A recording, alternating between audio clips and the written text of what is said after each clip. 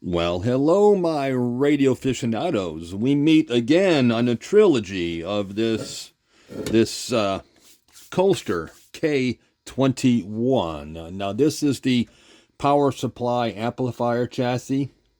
Once again, as I alluded to earlier, in the set there are two chassis.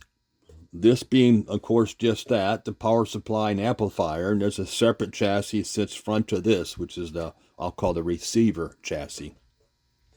The center compartment on this chassis is underneath this can cover one sees here, and housed underneath this cover is all your filter caps. Now, I have to say, they didn't make it easy to get this cover off. Let me explain.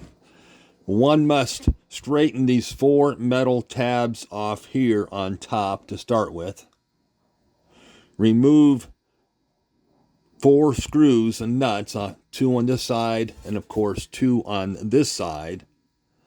And then one must straighten the two metal tabs out on the underside, one here and one here respectively. Once one undoes these four screws and these six tabs, this cover will lift off. Why they made it such an arduous task, I don't know. It would have been much easier if they just left this cover kind of a standalone unit and with the four screws so it would slide off. It wasn't meant to be. They didn't ask Uncle Dave when they built it. But anyway, once one gets the cover off, this is what you're going to be met with. Is this block one sees here. This is your cap block. I've already disconnected it. One can see there's 10 wires that come out this side. And, of course, here's your respective wires here. I've already marked and labeled all those accordingly.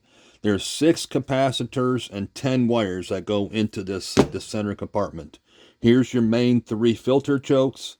And for what it's worth, here's your audio transformers, and here's your main power transformer. A well-built unit, like I've alluded to possibly before, it's a very well-crafted set. But I just don't know why they had to secure that cover to such an extent. But thankfully, regarding back to the filter cap, if I may, the schematic has a very good reference to a numerical reference 1 through 7, where and respectively on the schematic where those go.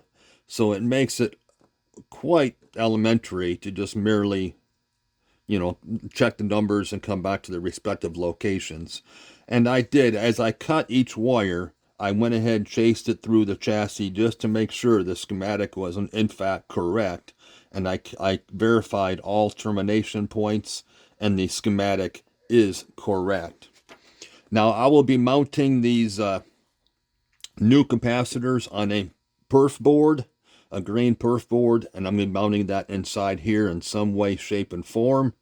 And then I'll wire them to each of these respective wires, like I say, accordingly. So we are proceeding. So certainly thanks those who are following along, and we will meet again.